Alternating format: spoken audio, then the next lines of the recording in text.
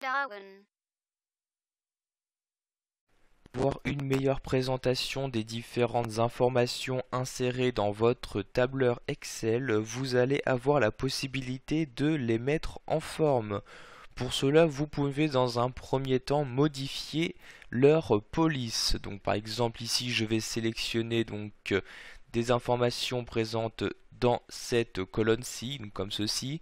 Pour modifier la police ici de ma sélection, je me rends bien dans l'onglet Accueil et ici je vais choisir en cliquant sur la flèche et dans le menu qui apparaît quel type de police je souhaite utiliser.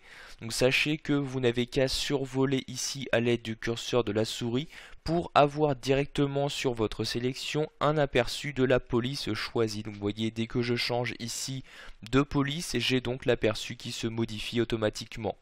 Donc ici je descends et je vais par exemple pour cette colonne-ci utiliser la police comique sans MS. Donc celle-ci, je clique donc dessus pour automatiquement l'appliquer à ma sélection. De la même manière, vous allez pouvoir modifier la taille des différents caractères. Donc par exemple ici, je prends cette fois-ci les informations de cette colonne.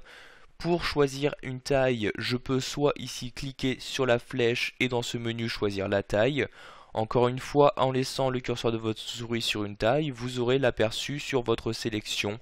Je vais par exemple prendre la taille à 14 pixels, je clique donc dessus pour l'appliquer.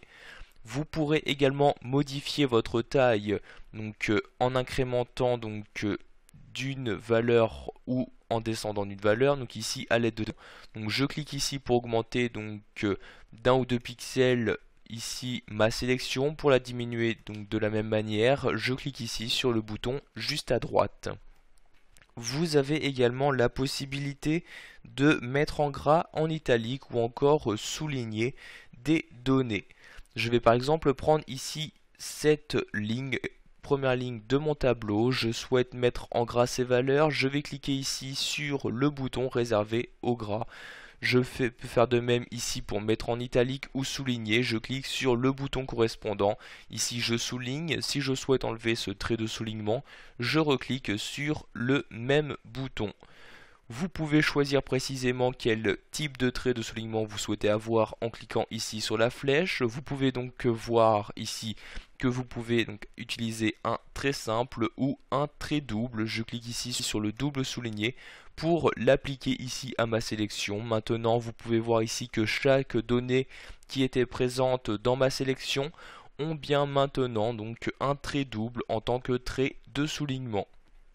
Enfin, nous allons également voir qu'il est possible de modifier la couleur. Donc vous pouvez modifier aussi bien la couleur de fond d'une cellule que la des caractères, donc des différentes informations que vous avez insérées. Je vais prendre ici l'exemple de cette cellule-ci. Je souhaite changer sa couleur de fond. Je peux soit ici directement utiliser la couleur de fond jaune, ou alors si je souhaite utiliser une autre couleur, je clique ici sur la flèche et dans ce menu, il me reste alors à choisir la couleur à utiliser. Donc vous aurez encore une fois un aperçu directement sur votre élection. Je souhaite par exemple utiliser cette couleur, je clique tout simplement dessus pour l'appliquer ici à la cellule qui était sélectionnée. Vous pouvez faire de même ici pour modifier la couleur de vos données. Donc je sélectionne ici cette cellule. Si je souhaite la mettre en rouge, je clique directement ici. Sinon, je clique ici sur la flèche.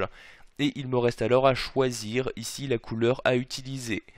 Si vous ne voyez pas ici la couleur que vous souhaitez appliquer à votre sélection, vous pouvez très bien cliquer sur autre couleur. Vous aurez alors dans cette fenêtre la possibilité de choisir encore plus précisément le type de couleur à utiliser, donc soit en utilisant ici cet outil-ci, soit en cliquant sur l'onglet personnaliser et en choisissant encore plus précisément le type de couleur, donc par exemple un bleu. Vous pouvez le choisir ici à l'aide de cette flèche plus ou moins clair. Donc vous aurez ici un aperçu ici de la couleur actuellement sélectionnée et de celle qui se trouve actuellement sur votre sélection. Je vais par exemple ici utiliser ce bleu, je clique donc sur OK pour l'appliquer et comme vous pouvez le voir ici maintenant, le mot espèce utilise bien une couleur bleue, donc la couleur que j'ai choisi de personnaliser. Voilà, vous savez maintenant comment mettre en forme les différentes informations présentes dans Excel, que ce soit en modélisant leur taille ou encore en leur appliquant différentes couleurs.